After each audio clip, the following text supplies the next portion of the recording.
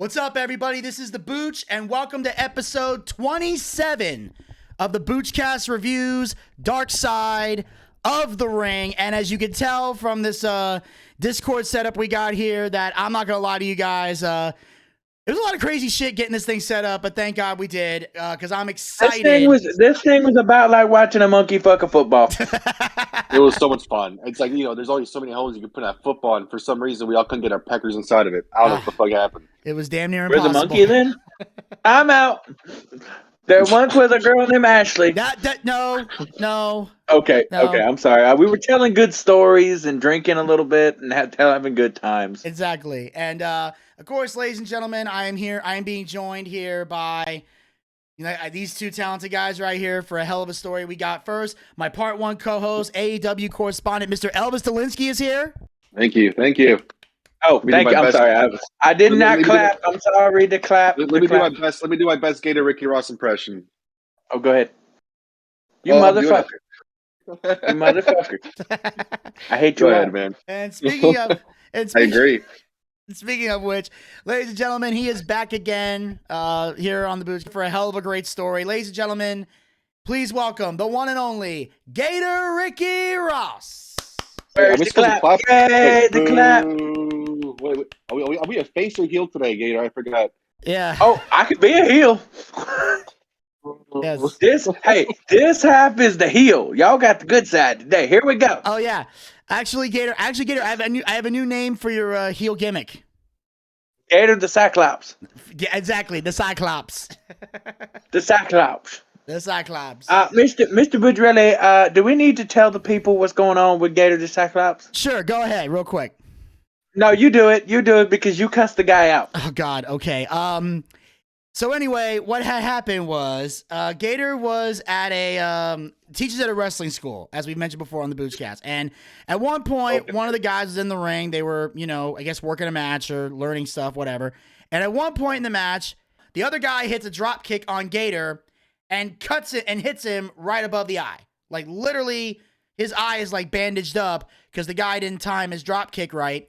And originally, Gator and I were supposed to record something for the podcast version of the Boochcast. Can you see it? I can see it. Oh, yeah. The bandage? Okay, there we go. All right, I'm going back down. Yeah, and I'm not going to pull the bandage off because I've got staples, but anyway. Yes. And so then Gator's calling me on the phone. I'm pissed off because there were so many things we were supposed to do that day. We were supposed to do this video. We had other videos. Gator and I were going to record. And a lot of people's schedules were out of whack, which was fine. But this was the final straw for me. So so I basically tell Gator, is the guy still there? They drag the guy over to the phone. And I say, hey, dumbass, thanks for ruining my day. Learn how to work. You faggot ass Mark. I wasn't going to say it. I'm going to say it because I was fucking mad. I'm sorry. He was upset. He said this in anger. He did not mean it. The only thing he was saying was, please learn to work. He did not call the guy a faggot ass Mark because that would be mean. Yes, anyway, go ahead. Very mean. So anyway, that's. But he could have. I could have. But anyway, that's what's done is done. So we all got something special for you guys this week. We are diving into a topic that, I'll be honest, I was not really familiar with this guy. Elvis, I don't know if you've heard of this guy either or not. I did not know anything. I mean, I've never really seen the guy before, so I really had pretty much no idea. And I guess he's wrestled like some big names. I knew a little bit. Well, here's the cool thing too about these Darkside of the Rings too. When it comes to these subjects, there's a lot of wrestlers like we're wrestling fans. Gator, you're in the business. Vinny, you're kind of in the business. You got a foot in, foot out. Me as a fan, I think I know a lot when it comes to wrestling. When it comes to dirt sheets, when it comes to all these different promotions. But then seeing somebody I completely had almost no idea about, and then hearing about the story, what they're about, and this tale was pretty awesome. I loved it. I thought it was a high mark. I think because it was very intriguing to learn something new about somebody and seeing the dual lives. Because I guess you guys could attest though, when it comes to being in that business, you guys kind of lead double lives, and it's kind of cool to hear. We do. Yeah, and I can attest to that later in this. I can attest to the double life thing because here's the thing: people think they know you because they see the gimmick that you portray out there. Because you're a public figure, so you portray a gimmick. See, I talk like this, but then there's people like Vinny and Elvis who know me personally, who also know that I'm not like this 24/7. Exactly. Yeah, you know how to turn it on. Yeah, so And this double life can best be described as bikers, bombs, and bedlam. Ladies and gentlemen, And bitches! Johnny K9 is who we're talking about this week. And it Or, starts or off, Bruiser Bedlam, as he was also known. yes, Bruiser Bedlam as well. He was known for that. Wrestler Johnny K9 was a complex man. In the ring, he played a vicious heel. To the other wrestlers in the locker room, he was a big, huggy teddy bear. But away from the ring, he led a life of violence and mayhem that was shockingly real. Mayhem. Yes. 1 minute he had you laughing your ass off, and the next minute he would have somebody by the throat, and you're thinking, okay, I'm about to witness like a pretty heinous crime here. And he fed an insatiable appetite for power and infamy as a high-ranking member of the Satan's Choice biker gang. That is a satanic, by the way, that's Satanism, correct? I believe so, yeah. I think they were Satanists. I don't know specifically if they were or not, but anything that has to do with the devil, you do not fuck with that motherfucker. yeah. What if you miss? You know what I'm saying? It's right there facing you. I mean, if you shove it behind, you better kill, because otherwise that shit's gonna come right at you. You know, so. Well, you would think people would have picked it up when he's got, for the crew across his damn stomach. I mean, but it's not. I mean, it's kind of, you could kind of say that, but there's a lot of people out there who are posers too. We see them plenty, right? Who like who talk the talk but don't walk the walk. People who wear leather vests and make themselves look badass. I mean, when you put on a Hell's Angels or one of these Satan's Alleys type things, whatever, unless you're part of that crew, you're not going to wear them though. But if you're a poser, you go to a secondhand store, you go to one of these shops, whatever, and put on the vest. You better be able to fucking back your shit up, because biker gangs ain't nothing to fuck with. They never were back in the day. They're not right now. And I don't know. I've read a lot of books on the Hell's Angels, and I mean, they get a bad rap. They did some shitty stuff, whatever. They're good people too, but not all biker gangs are created equal, and especially the one these people ran with. Well, it's the 1%ers. I mean, once I started looking into this a little more, we found out, too, that a lot of this was based upon, this was some Son of Anarchy shit. Yeah. Oh, no shit. This was some Son of Anarchy shit. I mean, I was waiting for Jax Teller to come down and wish mayhem on somebody. Then pop, pop, pop, pop. Yeah. Yeah. That was pretty cool, man. Like, I mean, I found a lot about this guy. So what? He was born in Canada. His parents were Romanian, like mine. I just hurt my face. Oh, really? Yeah, I just hit my head. You got to stop selling, kid. You got to stop selling. Also, you got to cut yourself like Cody, man. Take the trash out, and you start bleeding. Speaking of that, cutting yourself like Cody, that's coming soon, children. Yeah. That's coming soon. That's absolutely. Coming soon. No, but I mean, the guy. I mean, he's Canadian born from Romanian parents. My parents were Romanian. Oddly enough, his last name means creator, even though he destroyed so many lives. His last name, I think it translates over to creator. So his name is John. It's Johan Creator. So it's like John the Creator, pretty much. That's fucked up. Guy, I mean, imagine this, all right? Like, we're all friends here. So imagine, you guys know me. I work at an insurance company. I'm an adjuster. Imagine, I knew nothing what Richard did outside from the wrestling business, and then find out, he did all this crazy shit. It's kind of like, hey, I know Richard. He's, Richard does pretty cool shit, whatever. He does the wrestling thing. He does, the podcast, whatever. Come to find out, though, he's porn, too. There we go. I do porn, too. Okay, but I'm sorry. Yes. But Now, imagine all of a sudden you find out fucking Richard's sitting there, transporting fucking meth from Tennessee up to fucking Alabama. Johnny was very power hungry. He wanted to rise to the top as quickly as he could. He blew up a police station in Canada. He was also involved in murder, and both sides of his dual life would ultimately implode, leaving a defeated and broken man in his wake. Time out. Do you mean to tell me that this guy, defeated the Mountie? In a way, Him and his buddies. He defeated the Mountie World Order. Yeah. He did. Oh, wow. He did. Wait a minute. He did more to defeat the Mountie than Tatanka. Yes, Buffalo. Oh. That and the Quebecers. Yeah, absolutely. And basically, if you were a star in WWE in the late 80s, chances are you beat Johnny K9 somewhere along the way. He was a jobber who would lose the stars on TV. Another term for this is enhancement talent. That's basically what he was. Okay, that's the okay. May I give the business perspective on this? Sure, go ahead. Okay, the word enhancement talent is the snowflake version. For us that are in the business, the boys, we say jobber because that's what it is. You're there to do a fucking job. So go ahead. Okay. I didn't know the enhancement was a snowflake version. That's It news to is the me. snowflake version because some people are like, "I'm not here to do a job. I'm just here to get my name out." And you're like, "Okay, whatever, motherfucker. You're just enhancement talent." Yes. And guys like Hogan, Savage, and Duggan needed guys to beat on TV. So WWE would hire local talent in the area for TV tapings, and they would get beat by the stars. The reason they were called jobbers is because they weren't under contract to WWE. And that's something that they still do today. Like when Braun Right. Strowman was taking out random jobbers, when Nia Jax was dominating people, those were all local That's how they talent in the got. area that they brought in to do That's that how they job. got James Ellsworth. That's how they got James Ellsworth. Yes, Let's not exactly. forget about the Brooklyn Brawler, one of the best jobbers ever. Oh, Barry yes. Horowitz. Amen. Hallelujah. Sweet Jesus. Thank you, Steve. Oh yeah, man, those guys are awesome. I love Thank the you, Brooklyn Steve Brawler. Lombardi. Thank you, Steve. I loved Hashtag Barry thank you, Steve. Horowitz. Yeah. Oh yeah, Rip Rogers was another good one.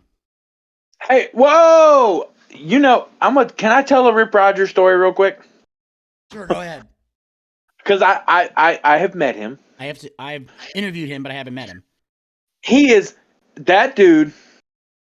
He paints pictures with profanity, much like a beautiful artist paints pictures with ink and watercolors. Oh yeah, what I love most about Rip Rogers is the fact that as a jobber, he maintained the most positive attitude of any jobber I ever met.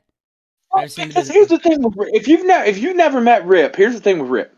Rip is one of the most laid back dudes, and he just wants wrestling to be wrestling. Yeah, he said that. He even said like he understood that his job was to get people over, and it didn't bother him because he said, I remember he said, "It ain't real when you win, it ain't real when you lose. I'm just glad I don't have to work at Walmart or McDonald's." That was an exact quote from Rip Rogers.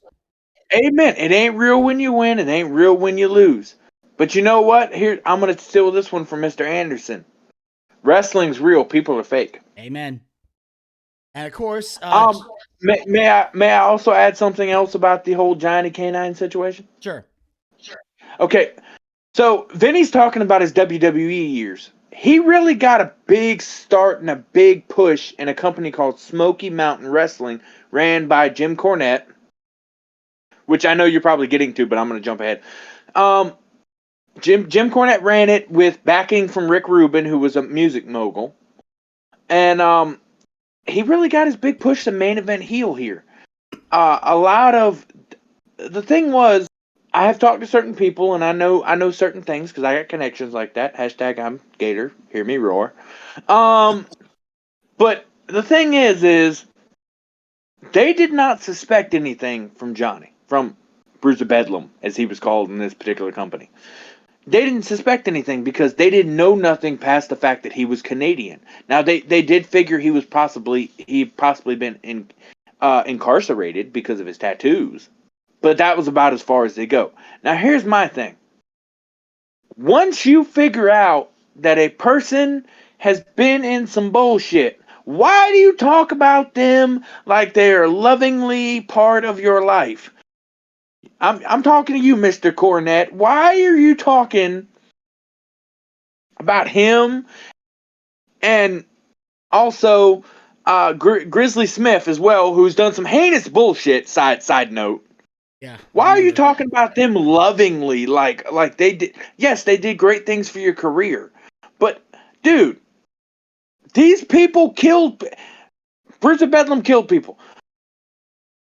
Grizzly Smith raped a bunch of little girls. Am I wrong? Correct me where I'm wrong. Yeah, you're right. You're right. Stop treating everybody else with this hatred and treating the people that you want to treat right. Sorry, if you're going to hate on one person, hate on everybody. I agree. I couldn't agree more. I'm just tired of this shit. I'm tired of this shit. Because here's the thing. You cannot speak up for one person and what they've done wrong and not just condone another person. Yeah. I mean, I know I completely agree to that sentiment. I believe it's all about perspective and how they see it when it comes to it. Because I can say the same thing about something good for you in your life. if somebody's done something good for you in your life, like got you out of jail, or made sure you were okay when you were dealing with situations, like, the first time you went to jail because you're a heel and you hit a guy and oh my god, you had to go to jail because there was warrants because, hashtag kayfabe. So Right. so Grizzly Smith goes in and makes sure you're taken care of. Okay, that's cool. I get that. And pay your respects all you want. But you need to fucking not condone the fact that these people did some heinous fucking shit. Yeah. No, absolutely. But at the same time, like I think the perspective got thrown from both sides, like the good and the bad, because obviously with the wife, she's like, all right, well, he was definitely a good guy. He was a teddy bear and everything else. And then I think this one kind of brought a lot of balance when it came to both the good and the bad, because I mean, I guess the boys knew about the good, but a lot of people didn't know about the bad either. So it's kind of like, what the fuck happened? But yeah, so and it was true. Like during his time in Smoky Mountain, it was like they gave him a massive push. They made these videos of him breaking bottles on his head. He hammered a nail with his fist, and the It's reason. not easy. It's not easy. And the other thing is that he joined the mafia to make extra cash because he made money wrestling, but not enough. That was the issue. Nope. Like he ended up making more money in the mob than he did wrestling, but still wrestled because he loved it. He loved wrestling, yeah. Yeah, and he would stay in the Smoky Mountain flop house with Chris Jericho. They mentioned that. And that Johnny would stay and do the dishes, and he would just run the dishes underwater and then put the plates back, not even try to clean them. And eventually Jericho said, just take the trash out. I'll handle the dishes because I'm getting sick of this. And they later put him in the main event against Randy Savage. And Randy Savage offered to put Bruiser Bedlam over. Because... And he said... and Cornette was like, are you serious? He's like, yeah, brother, I'm not going to be here. Might as well job the guy. So they did a bunch of interference to justify it and did a bunch of they did a bunch of shit to make sure it wasn't clean. But in the end, Bedlam pinned Savage in the middle of the ring. That's going to be a big high note of his career for sure, man. I mean, pinning Savage, that's pretty awesome. Yeah. And it's a big high note of his career. Yeah. And they eventually... Probably the highest note, next to the raping and the pillaging and the killing. Yes, and then eventually there was nothing left to do with Johnny, so they had to send him on his way. And Johnny said, no problem, man. It was a good run. He went on to do smaller shows. And there also was another interesting story people had about, like, he met his wife at a strip club because she worked at the strip club as a dancer. And he said his dad chased him with a broom. And he would be pissed off. And he'd be pissed off if nobody got color in a match. Who would? Johnny would? Johnny would, yeah. He said there's no blood in matches. He would get pissed. And I can understand that from so may I talk about the perspective here on color, because we're gonna have an in-depth thing on color later, right, Vinny? So do you want to go ahead and announce that now? Let's hold off on that. I want to get. Do you want to announce that now that we're gonna have an in-depth? Yes, there's gonna be an in-depth video with Gator. He's going to teach about blading and color, but we're going to talk more about that on the podcast. So yes, I will actually be blading my own forehead for that video. Thank you. Was I not supposed to? Yeah. So anyway, it's there. It's there. One time, Scott D'Amore got shorted on his pay. Johnny held the promoter up by the neck and said, "Give him his fucking money." And the promoter gives him the rest of his money. They get in the car, and Johnny said, "He'll never short you again." And he didn't, but he also never booked them again. Okay, side note. Yeah. I love that. I fucking love that. Yeah. Because you know how many times you've been shorted, or you've been, hey, brother, I'm going to pay you. And then you get there and it's, a pizza or a hot dog and a handshake. Or you've got to chase the motherfucker down just to find the money. Or you end up working at a mattress factory just to make ends meet. Yeah. All too familiar. I mean, it happens, and then you're just trying to do all you can to buff up your finances. Anyway. Yes. And then he goes like, Vinny keeps telling himself $20 is $20, so. Christ. And of course, Johnny loved to get a laugh. He was, speaking of pizza, he actually would order a pizza and answer the door naked. Just to fuck with the delivery boy. Wait a minute. Okay, all right, fans. Here we go. We're about to reenact this. Oh no! Oh, put no. God, put your that. clothes on. This is a kid No. show, man. This is YouTube, bro. We can't do that. Wait, we can't do that? Yeah, this ain't Pornhub, bro. This is YouTube. Okay, wait a minute. Here we go. He would sing and play drums before the show starts and make the boys laugh. So Yes. he was the life of the party before, he went crazy. And of course, Johnny would yell at the cops watching him, along with constant visual surveillance. They wiretapped the gang because this is when he got into the biker gang, because he got in there because his brother was in a biker gang. And he was inspired by this to join Satan's Choice, but he opened his own chapter where he lived in Canada and became the president. And I guess he right? was moving up the ranks pretty quick too, because he got in there and he was like their heavy muscle, and like he was so instrumental, I guess, with his popularity too, because he wasn't like super over the top, but people knew him. And the thing is, like with an intimidating figure like that, I mean, that guy was short, but like he had the Napoleon complex, right? Like you look at him. If you owed him money, you're gonna pay him. There's no way you're not paying that dude. So if you borrowed money, I don't care. I won't give a shit if you lost your job. You get a loan. You do whatever you do. Pay me, bitch. Pretty much is what it was. So if the dad who came to my house is like, Elvis, I need $100 right now. I'd be like, dude, whatever you want, dude. Let's go. Yeah. Hey, that's also called the wrestling business. Yeah. Most didn't like the fact that he rose up so quick, but they understood his name allowed the gang to make more money.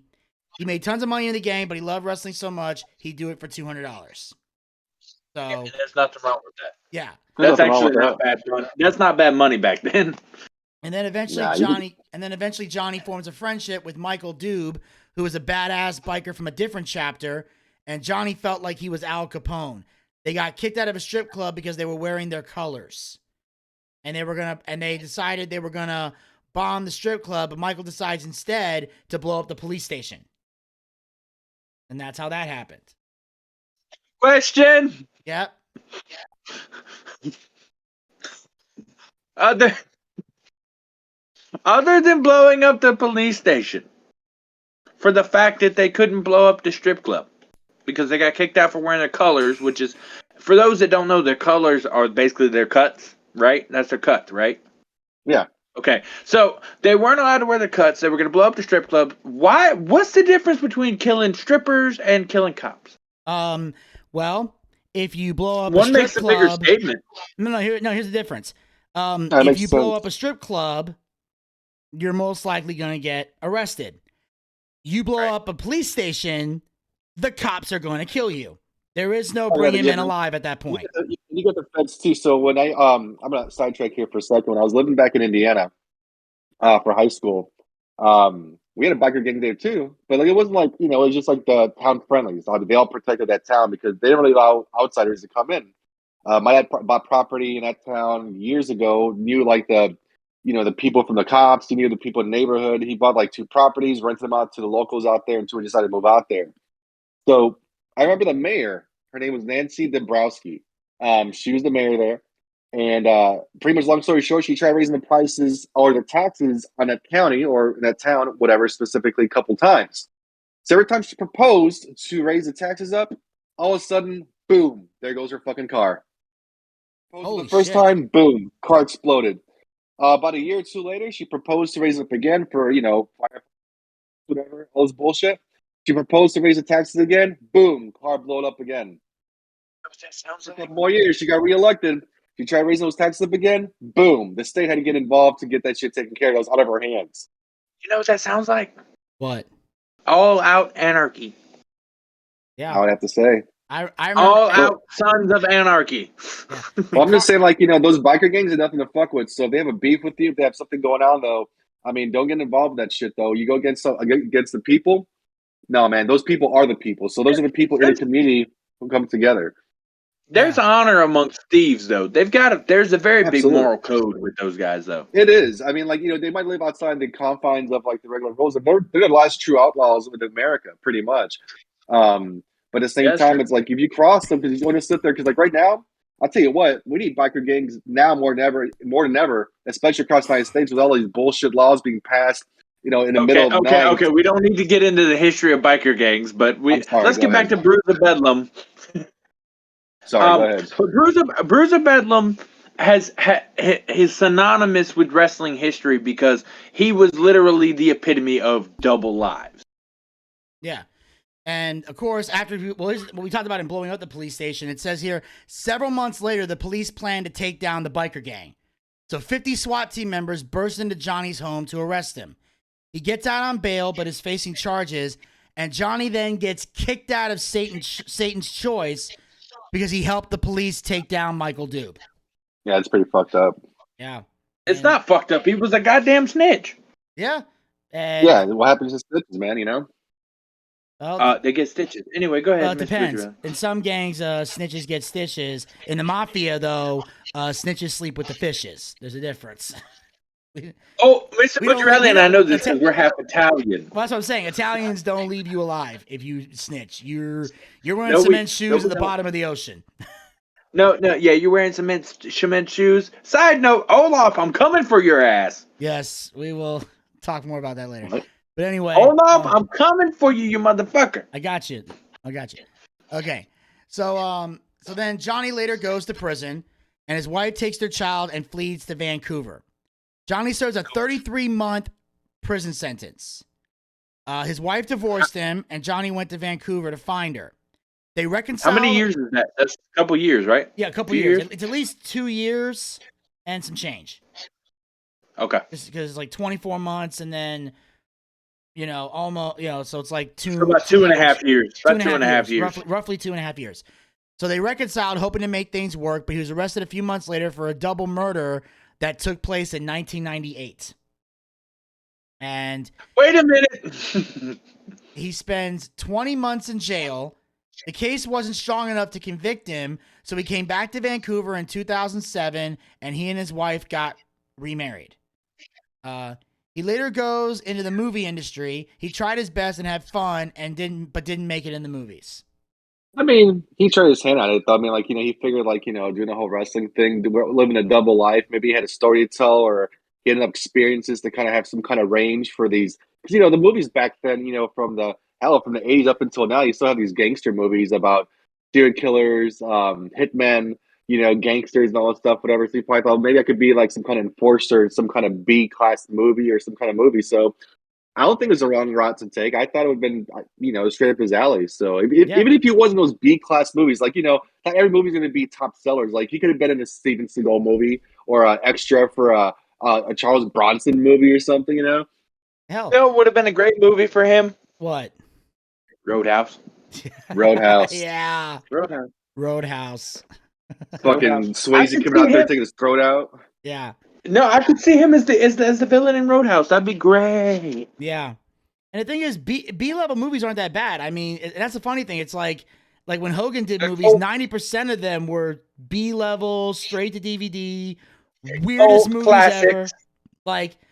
I still remember Suburban Commando. That was probably one of my favorites as a kid. Him and Christopher Lloyd. I just never liked Hogan, so I was like, fuck him. I know. Any movie he puts out. Yeah, you never liked Hogan. Okay, No, we get it. We get it. No, he never liked Hogan. It's all good. Gator, we're not getting into that. It's all good. It's all good. Orange is the new black, bitch. Anyway. I got it. Okay. Yes. But later on, after the anger. Okay, so anyway, after he. Oh God. So after he gets out of the movies, he later gets involved with the UN gang, and he becomes a weed dealer, but he sprays it with Coca-Cola so it would weigh more and they would make more money. Wait, what? He did. He took his weed and laced it with Coca-Cola so it would be heavier. So they figured the heavier it is, the more money you make. It seems like there's more weed in the bag than there actually is. That's a weird way of doing it. I've never heard that. Fuck up the weed, though? I don't know. I wouldn't know. I've never tried that. Although on paper it I sounds have like never something I had would weed. try. I don't know. On paper that sounds like something I would try, but I haven't. Well, you would try anything if it was pizza flavored. But anyway. Oh shit! Pizza baby. Pizza baby. Pizza bitches. By the way, that's still the way you say if you want to get some pussy. Pizza bitches. Yeah, a botched hit results in the death of an innocent young man. He was charged with first-degree murder. He pleads guilty and serves 4 years of his sentence. And then he's sent to a halfway house, and he's supposed to come home. Sentence? Huh?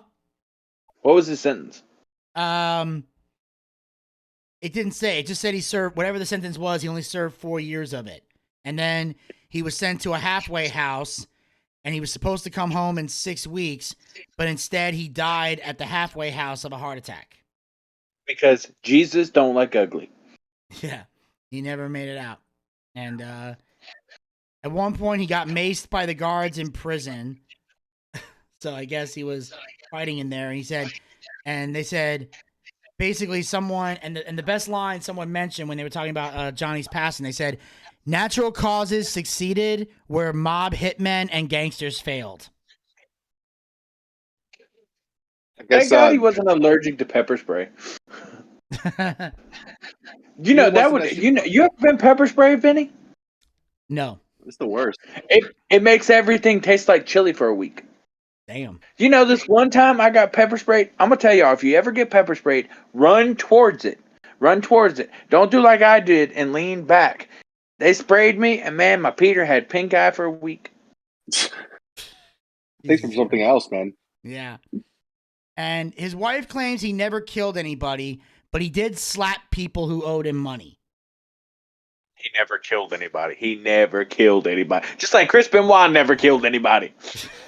The guy's an innocent bystander, man. He was just there. Yeah. The police disagree and believe he is a murderer.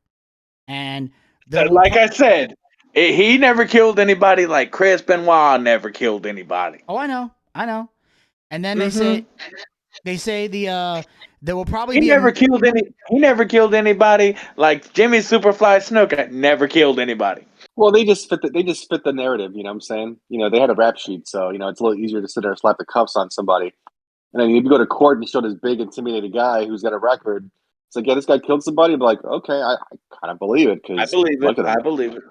Yeah, he's not making Jello. Yeah. Yes, go ahead. And so yeah, he said there will probably be 1 million fans who don't know who he is, but there were also fans who saw him beat Randy Savage that night. I thought it was pretty cool, man. Yeah. I think he lived a very colorful life. I think he lived a life that even most of us, yeah, the biker gang seems kind of crazy, but at the same time, like that's a life that most people like would only dream of. You know, some people are just working stiffs where they can't get things done. But I think we lost Gator. Shit. Yeah, I don't know where he went. Nah, he should be jumping on here shortly. But I mean, like the guy lived a life that like a lot of people don't. I mean, a lot of people wish they can live a life like that. I mean, you know, like I remember us watching Goodfellas like not too long ago. We still like, you know, ever since I can remember, I always wanted to be a gangster. This guy lived it. This guy wanted to become a wrestler. He did it. He wanted to be in a biker gang. He did it. He tried his hand at movies. He didn't succeed, but he tried. And that's better than most people where they just sit there and just keep kicking around the same things over and over again. So was he the most influential wrestler? No. But, I mean, he set out his mind to do things, and he got it done. Yeah, really did. And, hey. Hey, where'd you back. go? Well, okay. I got attacked by the spirit of Chris Benoit. Not again. Oh, crap. Not again. Jesus. It happens. That's what did this. Oh, dear Christ. Oh, wow. Wow, that's it? Yeah, don't piss off Chris Benoit. Anyway, we already know. And but anyway, his wife says he was the baddest motherfucker in the ring and had a great time doing what he loved. this is true. No, Actually, I hit the wrong button. I was coughing, and I hit the wrong button trying to silence myself while I was coughing. That's right. No, but like I said before, though, the guy lived a very colorful life. He lived a life that most of us wish we could. He wanted to be a gangster. He became a biker. He wanted to become a wrestler. He became a wrestler. He tried his hand at acting, not successfully, but he tried it though. Everything he set his mind to, good. He could have done 1,000,001 different things, but that's what he wanted to do. And guess what? Motherfucker did it. Yeah. I don't think he wanted to go to prison, but you know what though? He did anyway. And he survived better than most people because I wouldn't fare well in prison. I'd be someone's bitch. I'd be wearing a fucking mop on top of my head with my pockets inside out. Fucking walking around with my hands on my ass and shit. Yeah, that'd be my fucking life in there. But no. You would be somebody's bitch. You would be my bitch. Yeah. You would be my bitch. I'd be like, you are way too pretty for jail. He is way too pretty for jail. Somebody would rape your ass. I mean, I'll probably get sold to the highest bidder. I get free cigarettes every day and get be an ass puppet for the rest, next 5-10 years. So whatever. You want to be my bitch, Elvis? I don't want to, but if the price is right, bitch, you know what I'm saying? Okay, well, come on, Elvis, hang on. Whoa, get the lipstick. All Get the right, lip easy sync. there. No nudity. No nudity. No nudity. Okay, That's hold the on. word. Yeah. We're not doing nudity here. We Okay. should do nudity. That would make things so much more interesting. Well, That if should we be an OnlyFans thing. We should start that up soon enough, there, Richard. okay, yeah, if we want to do an OnlyFans, we'll figure that out. I'm down. I'll do the Gators OnlyFans. Boom, chick, tick, tick, boom. This is Boom, called a chick, death tick, tick, rattle. boom. Brah. Exactly. Hey, you can come get these Gator rolls. Gator rolls. Gator rolls. Gator rolls. Gator rolls. Okay. That should become its own theme song. I have, Gator rolls. Gator rolls. Gator rolls. Gator rolls. Don't forget to Kitty. I support have our officially, Patreon. I have officially been scarred for life, and No, you're not. You want me to scar you for life? No. Did you know Zach can only masturbate when he's drunk? that does not surprise me. And I have to live with that for the next 5 years. Now y'all have to live with it. So wait, did you get him drunk or something? Did he jerk off in front of you? What's going on? No, actually, he was coming home from your house. Oh, sounds about right. Oh, he's an easy date, natty ice, boom, done. Yeah. Makes sense. Anyway, I gotta go do my wound. So can we wrap this up here? Actually, unless anybody has any final thoughts, we can wrap this up now. Yes, No. I do. Okay. I have one. Here's the thing, and I think Elvis said it perfectly. Everything this man wanted to do in his life, he did. Granted, it may not have been the proper path, Yeah, but exactly. he did exactly what he wanted to do. And I don't know about being the baddest motherfucker in the ring, but the man is a part of a history and a brotherhood that we can't deny that he wasn't a member of the wrestling business. Absolutely. I mean, he really was, and it just comes to show that if you really put your mind to something, if you want to get it done, getting it done. Look at you, Richard. Wait a minute. You don't get to say if you really want to put your mind to something like being in the wrestling business and killing people. I mean, he put his mind to it and he succeeded. If he put his mind to it and he wanted to make it happen, Just the thing is, saying. like, he saw his brother. He saw his brother. He was so like fascinated and intrigued by that world. He wanted to do anything he can to get there. Not only to get there, he jumped through the ranks and jumped a whole bunch of people. You do realize we're not okay. That's not right. Okay. For instance, I'm going to use you guys as examples for yourself, Richard. You have a lineage when it comes to wrestling. You in your mind, in your heart of hearts, said, "I want to join this brotherhood. I want to be part of it. I want to give my life. I want to learn this craft and be great at it." And the thing is, you could have chose anything else in life, but you chose that amazing profession, which you bring so much entertainment to a whole bunch of people, either being in the arenas or wherever you're at. So that's awesome, Vinny. Recreation centers, but yeah. So Vinny, he does like stuff for Adult Swim. He does like these comedy shows. He's a manager for Buck Bagwell. So everything he's ever set out to do when it comes to steps to get to where he wants to get to, he worked at a mattress store. Yeah, working at a mattress store. There you go. But the thing is like that was a setback. But the thing is, he's making his way through the world to try to do what he wants to do. Now, for myself, I didn't have the goals of being on TV or becoming a wrestler. I enjoyed the product, but I know I wouldn't be good at it. So I'm a manager, by the way. It doesn't matter if you're a manager, if you're a color commentator, whatever you are. But the thing is, like, you're in that world. I'm forever jealous because I'm not in it. I'm the outsider looking in. But you guys actually took the steps to be go in it. I don't know. I mean, like, if I was younger, if I had my mind right, I probably would have been great at it. But the thing is, my time has come and go. But you guys put your mind into it, and you guys are living it. And it just shows you, like, had you had the right mindset and tried to do things differently, it would have ended up differently. You look like Freddy Krueger before the fire. Exactly.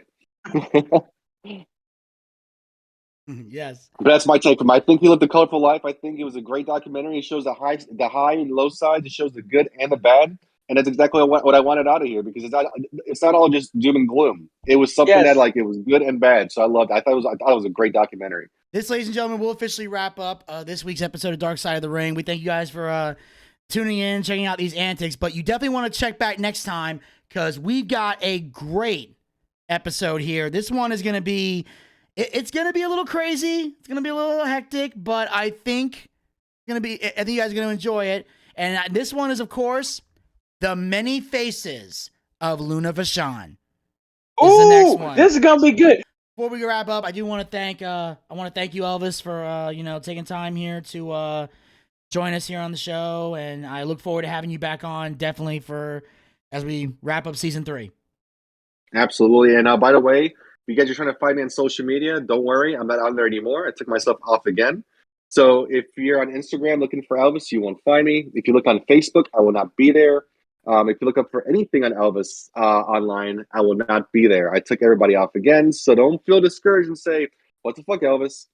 Just follow the Boochcast, follow Vinny, follow Richard, follow his many adventures and his gimmicks and his fucking amazing talents he brings to the world out there. Same thing with Vinny. He's a Love multi-talented you, guy Elvis. too. You're the best. At the same time, Vinny, just follow Boochcast, man. He's doing good shit out there. He's doing God work, I guess you would call it. Where he's not spitting up phlegm or Mr. whatever. Benjamin, you're doing the work of Leonard Skinner. Why, yes, I am, and of Freebird. course, and of course, Hail Leonard Skinner! Hail Leonard Skinner! Hail Leonard Skinner! yes, and of course, Gator, thank you for joining us here on the show. But make sure you guys follow the Boochcast. We're on Anchor, Spotify, and Google Podcasts. The links are down in the description box below. Also, like us on Facebook. The link will be down in the description box below. Follow us on Twitter, Instagram, and Twitch. All the links, again, down in the description box below. And, of course, support the Boochcast. Go to anchor.fm/the Boochcast/support. That link, of course, is also down in the description box below. And we'll talk to you guys next time. Until then, pizza, baby! Yeah!